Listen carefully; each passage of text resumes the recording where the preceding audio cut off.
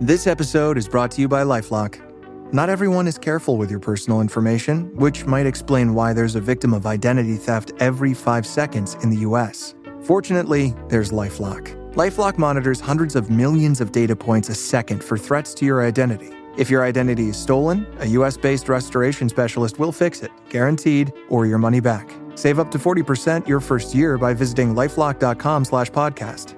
Terms apply. It's The Other Side of Midnight with Frank Morano. This is The Other Side of Midnight. I'm Frank Morano, joined now by a presidential candidate who in some quarters is even more controversial than Donald Trump. A presidential candidate who some people say could be the key to determining who wins this election. For other people, they say that she is the only thing keeping them coming out to vote this year, because in an election where so many of the choices seem the same, the one thing that you can say about Green Party candidate Jill Stein is that she is anything but. Very, very pleased to welcome back to the program Green Party nominee for president and medical doctor, Dr. Jill Stein. Dr. Stein, it's been a long time. Thanks for joining me on the radio. Really good to be with you again, Frank. Glad to be here. You know me, Dr. Stein, I'm a third-party guy. I don't like to spend a lot of time talking about spoilers or the horse race aspect of things. I prefer to talk about issues. But there's a whole bunch of people in our audience that's what they're focused on, the horse race. Let me begin by asking you about this.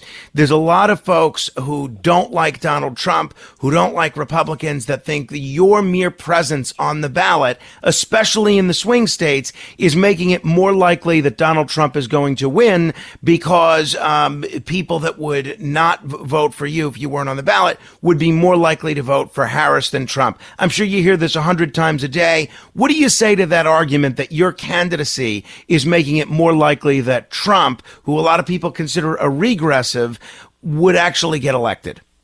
So let me just say, the idea that only certain points of view should be represented in an election is fundamentally anti-democratic. What elections are about is presenting different points of view and allowing the American people to choose. If you look at the numbers in the 2020 presidential election, the last presidential race, 1 out of 3 eligible voters did not come out to vote, largely younger, of color, and lower income people did not feel like they had a candidate that represented them. Going into this election year, a record number of voters were clamoring for another choice, a third option that's not bought and paid for by the usual suspects, by Wall Street and the war machine. So don't they deserve a choice too? At the end of the day, your vote is your vote, and no one tells you that they own your vote or you have to vote for them. If you're hearing that from some power holder, that you can only vote for them or that they own your vote, then, the truth is they don't even deserve consideration of your vote. Politicians have to earn their vote, earn all the votes that come to them. So, the bottom line is that we as voters, this is what democracy is about. We have to assert our choices. Elections are essentially debates between different points of view. So yes, there are going to be candidates that you don't agree with, just like there are lots of voters that you don't agree with. That's why we have the democratic process of allowing different points of view to be represented. There's no one point of view that is sacrosanct or others that are prohibited from running. That's just fundamentally an anti-democratic notion. You mentioned democracy and democratic notions. I live in New York State, which is the only state in the entire country which has only 2 presidential candidates on the ballot, because we have some of the least democratic ballot access laws in the whole country. But we're also heard right now on KDAWN in Nevada and on the Nevada Talk Radio Network. I know there was a lot of back and forth about what exactly your status was going to be, and even the Supreme Court was asked to weigh in on this. As of now, where do things stand with your candidacy in Nevada? So Nevada is a good case in point, because the Democratic Party pulled out all the stops going way back to the spring, hired an army of lawyers for the purpose of throwing their competition off the ballot. So they've been taking us to court in many states. we have prevailed in just about all states except Nevada. And in Nevada, this is so, it's symptomatic of how sick, the approach of the Democrats is here, because we achieved all of the signatures we were required to have. In fact, 3 times the number of people signed our petitions. That is, about 30,000 voters said they wanted to have another choice on the ballot, a pro-worker, anti-war, anti-genocide, climate emergency choice. They wanted to have it. And in fact, we did all that was required. But what happened in Nevada is that the Secretary of State gave us the wrong form. We actually were using the correct form, and then the Secretary of State said, no, that form is obsolete. You have to use this form. There was just a trivial difference between them, really just a footnote difference. But they took away the correct form and gave us the incorrect form. So we actually, we should by all rights have been on the ballot. And in fact, the first court said as much, and they said that the difference was absolutely trivial, it was not our doing, that there was an error, a clerical error here, and they said we should be on the ballot. The Democratic Party appealed it. The Court of Appeals, which had a lot of political appointments, sided with the Democratic Party. We took it to the Supreme Court, and they basically, would not revisit that decision. So it is left standing the people of Nevada, who desperately want, like the rest of the American people, are really hurting for other options. They don't have another option except one thing. In Nevada, there is a line that rejects all of the candidates on the ballot and which says none of the others.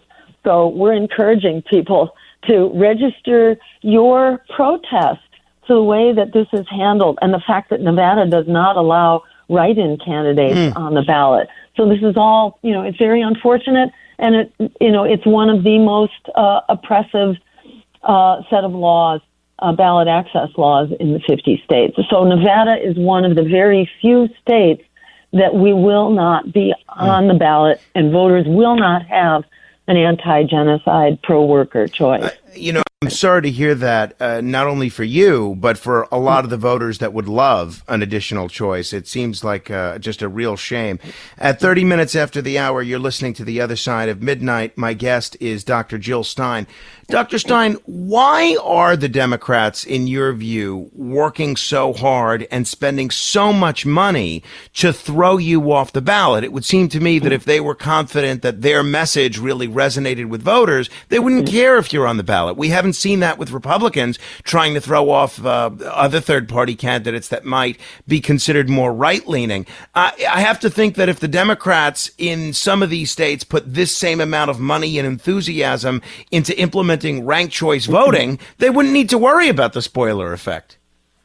Exactly. That is the point. The Democrats are running scared, and they have been pulling out all the stops to suppress their competition. If they really think that, they are the leaders of the nation, they should be willing to face their competition. But they are actually running scared. Not only did they hire an army of lawyers to throw us off the ballot, they also advertised publicly, if you can believe it, for people to manage infiltrators and spies to basically, try to undermine our campaign from the inside and our ballot access drives. They also hijacked our public funding, which we earned in order to assist with getting on the ballot. They hijacked those dollars and would not provide them until basically the ballot access drives were over. So they've been using really unfair tactics in order to silence their competition. That's not what you do in a democracy. That is a sign of the very thing that the Democrats claim to be fighting. That is a sign of authoritarianism when countries or rulers do not allow political opponents to be on the ballot. People look to Donald Trump and say, oh, this is fascism. Well, actually, it's fascism when you do not allow democracy to take place in the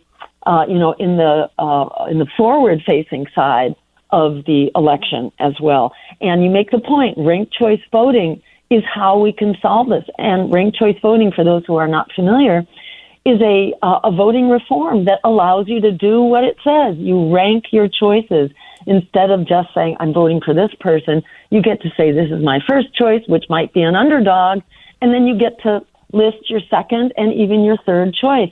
And the way it works, simply put, is that if you're voting for an underdog who, say, represents your values, but you're not sure that they're going to win, or they have a very steep uphill climb, you can, in this system, you get to list your backup. So if your first choice, say it's an underdog, and they get eliminated in the first round, and no one's has won a majority in the first round, you go to a runoff election immediately, and that first choice then turns into your second choice. So if your first choice is eliminated, you automatically then get a second try with your second choice. It assures that your vote is never going to be wasted. It also assures that there will be a majority winner. Right now, we have elections which are commonly won by candidates who do not get a majority of the popular vote. So it's a really good system. It's a win-win system. The Greens have been fighting for this ever since we started running. And, tellingly, it is the Democrats who fight tooth and nail against this system. Why? Because they want to use fear. They want you to vote, not who you're for, but mainly who you're against. That saves them from having to say what they're about or what they'll do for you, and instead they just run fear campaigns that, oh, my opponent is so terrible, therefore you have to vote for me. But if we're never saying what we're for, if our votes only represent what we're against, then we never really have a record of what it is that people want. And we also don't have a vision of what the American people want. Democracy needs a vision. It needs a moral compass of where we're going. So we need to be able to vote for what we're for, not just against the one we hate the most. And ranked choice voting allows us to do that. If folks are just tuning in, I'm Frank Morano. This is The Other Side of Midnight. My guest is Dr. Jill Stein. You know, Dr. Stein, there are so many Democratic pundits and operatives and politicians that are getting ready to blame you for them losing the 2024 election. It's easy for some people to forget that they're still blaming you for losing the 2016 election where you were on the ballot. I know after that election, you were involved in some efforts to have a recount in certain states. When I mentioned that I was having you on and I was promoting your appearance, a lot of folks raised the issue, hey, what happened to that money from the recount from 2016? For anybody that has that sort of reflexive reaction to hearing your name, what was the result of your efforts in the 2016 recount? So we actually continued a whole series of lawsuits that actually went on for several years. And every penny of that money, by the way, is accounted for with the Federal Election Commission. And all of that money was basically used to keep fighting for more secure election infrastructure, which cannot be cheated on, which cannot be stolen. One of the things we accomplished, for example, was to get rid of the paperless voting machines, the electronic paperless voting machines, where there is no written record in Pennsylvania. And we fought that case for years and actually succeeded in forcing the state of Pennsylvania to modernize its election technology. We fought in Michigan, for example, where we showed that the outdated, worn-out, old equipment being used in low-income communities and communities of color that did not have the budget for high-quality equipment, that failed massively and accounted for many votes that were not counted in Detroit. So we continued to watchdog the system and force improvements that otherwise weren't going to be made. And, this is an issue that continues to this day. We also actually developed a model system for auditing the votes. And we didn't develop this, but we actually raised the bar to require that electronic votes also be audited after the fact. And this was, again, in Pennsylvania, where we basically created a far better model system that other states could then emulate which provides assurance that there are not mistakes, because when you have electronic voting, there's a lot that goes on behind, inside the black box. So this is an area where you and a lot of Trump supporters would probably be in accord, which is that there should be, paper ballots that are not hackable, that could easily be part of a hand recount or something like that. I think that's fair to say, and I think this goes beyond parties, because there are people from all parties who were a part of this in 2016 and to this day. All systems are fallible. All systems need backups and cross-checking. It's like if you get money, if you withdraw money from a bank account at the bank, the teller, at least in the old days, the teller used to count the money as they take it out of the drawer, and then they count the money again before your very eyes. So we need to have transparency and accountability and constant scrutiny and a chain of possession of votes, because votes go through various stages. They get put into boxes at the polls, and then those boxes get moved. Mm-hmm. There's fallibility at every level, so there needs to be cross-checks and transparency built into the system. I was intensely involved in this project for many years, and what I learned is that there is no perfect system, that you need to have many eyes on the votes all the time.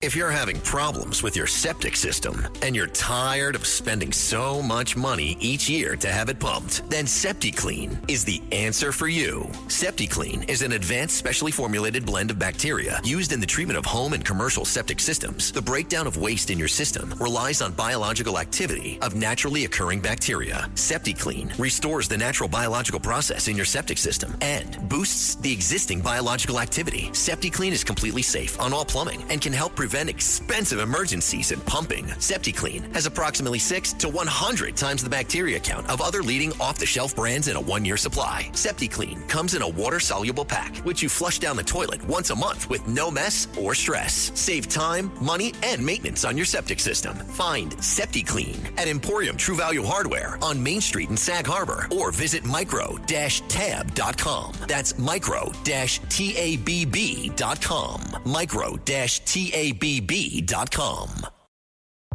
This episode is brought to you by Progressive Insurance. Do you ever find yourself playing the budgeting game? Well, with the Name Your Price tool from Progressive, you can find options that fit your budget and potentially lower your bills.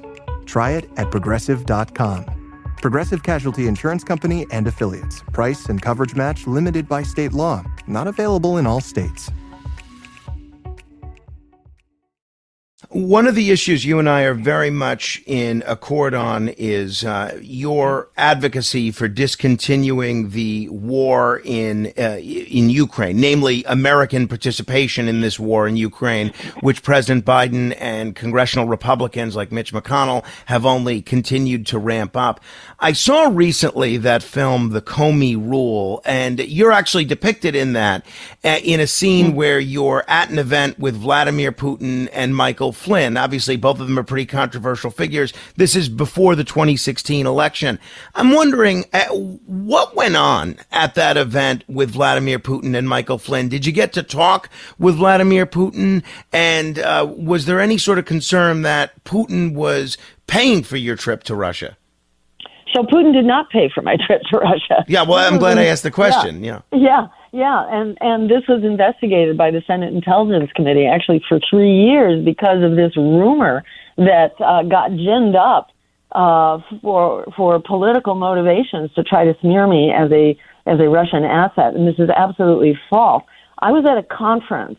That was a dinner at the end of the day where I was able to sit basically with other foreign so-called dignitaries. But the only person within earshot of me who spoke English was a German diplomat to my right, a retired German diplomat, from whom I heard a lot about German history at the time of German reunification. But that was essentially the one conversation that I had all night. It was an evening of basically of entertainment, of Russian music and military music and opera and so on. So there was deafening noise throughout the evening, and it was not a conversation evening.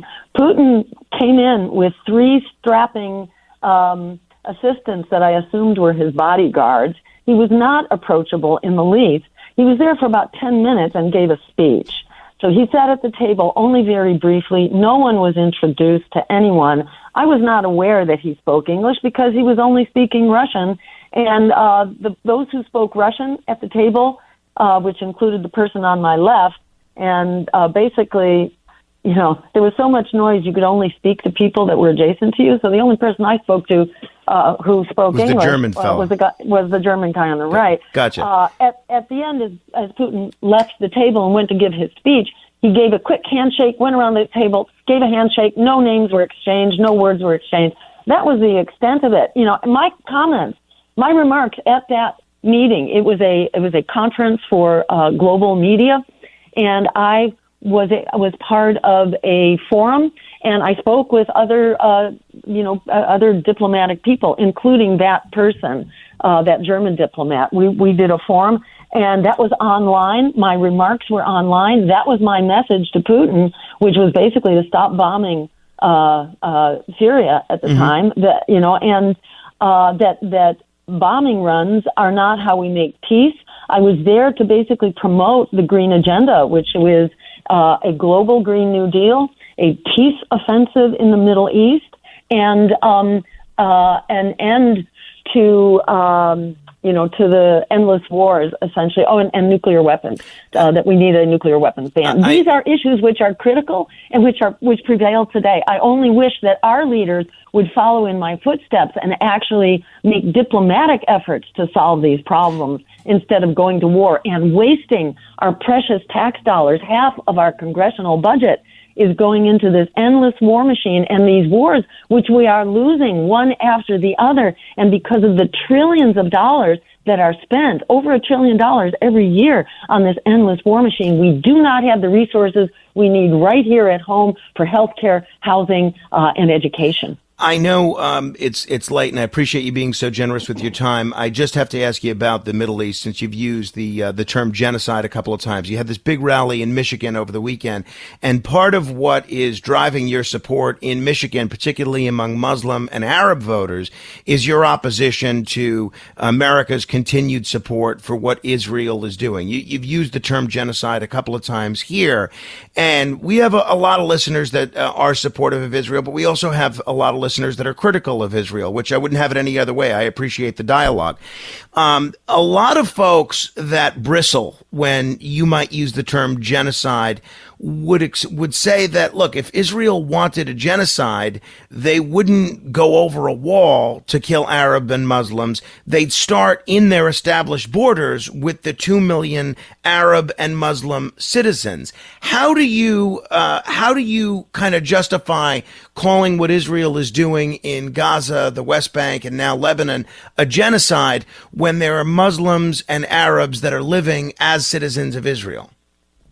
Well, there are different kinds of genocide. And let me say, there's been, genocide is understood. And this isn't my opinion. I am not a genocide expert. But if you listen to the genocide experts, including the World Court and the International Court of Justice, the International Criminal Court, these are the attorneys, the specialists, the genocide historians who understand far better than me what goes into the making of a genocide. And one of the things that I have learned, believe me, I'm a Jew myself. I grew up after the Holocaust, and it was a huge issue for my community. I was in a Reform synagogue. I was in the children's choir. We were very concerned with how does one come back after a genocide, and we were very concerned with the fact that genocide is not just the responsibility of the perpetrators, but the bystanders. And that is what I grew up understanding. And this is how we made peace. This is how we affirmed life after genocide, that it must not happen again, and it's the responsibility of all of us. And I was taught by my parents that when you see something that looks really horrible, and you see innocent children and women and civilians being murdered, you have to stand up and stop that and take that as your responsibility. Last question, Dr. Stein, because this is the 1-year anniversary of the October 7th attacks and the war that those attacks began. From time to time, you've spoken in favor of the boycott, divestment, and sanctions movement, BDS movement, which has been criticized by some as being not just anti-Israel, but anti-Semitic. How do you justify supporting a movement that a lot of people believe delegitimizes Israel's right to even exist? So BDS is targeted not against Jews, but against the slaughter of Gazans and Palestinians, and this expanding war, which now actually endangers all of us. Zionism is different from Judaism. That is a fundamental error here, and it's very important to talk about it. The nature of Zionism only became clear after Israel opened up its historic national archives. And it became clear that Zionism from the get-go, by design and by intent, was working to displace the Palestinians. It was intended to move out the Palestinians who were there, which happened at the very start, the very founding of Israel in 1948. In fact, even before the Declaration of Independence of Israel, there was enormous violence that came with this huge settlement movement, not from Jews. This is not a religious war. And in fact, the Zionists, when they poured in to Israel, they ethnically cleansed not only the Palestinians and the Muslims, but also the Christians and the Jews. And there are, extremely religious Jews right now who do not agree with Zionism. Zionism has been controversial within Judaism from its start. It is a political ideology. It is not a religion. And the three different religions lived at peace for millennia in that era. And it's a mistake to think that this is, that the discussion of genocide and so on is directed at Jews. In fact, as a Jew myself, I feel that to suggest that it is anti-Jewish to criticize genocidal action, that is the most anti-Semitic thing you can say. Dr. Jill Stein, I appreciate you being so generous with your time. If folks want to learn more about your candidacy, they can check out your website, JillStein2024.com. Thank you for your efforts in terms of giving voters more choices and more voices. I just wish we had them in New York. Thank you, Dr. Stein. Thank you. And we do have a write-in in New York, so don't forget that. You can write our name in, and your vote will be counted in New York. Thank you so much, Frank. Thank you. If you want to comment on any portion of our conversation, you could feel free to give me a call, 646-720-0635. That's 646-720-0635. This is The Other Side of Midnight. Straight ahead. If you're having problems with your septic system and you're tired of spending so much money each year to have it pumped, then SeptiClean is the answer for you. SeptiClean is an advanced specially formulated blend of bacteria used in the treatment of home and commercial septic systems. The breakdown of waste in your system relies on biological activity of naturally occurring bacteria. SeptiClean restores the natural biological process in your septic system and boosts the existing biological activity. SeptiClean is completely safe on all plumbing and can help prevent expensive emergencies in pumping. SeptiClean has approximately 6 to 100 times the bacteria count of other leading off-the-shelf brands in a 1-year supply. SeptiClean comes in a water-soluble pack, which you flush down the toilet once a month with no mess or stress. Save time, money, and maintenance on your septic system. Find SeptiClean at Emporium True Value Hardware on Main Street in Sag Harbor, or visit micro-tab.com. That's micro-tabb.com. Micro-tabb.com.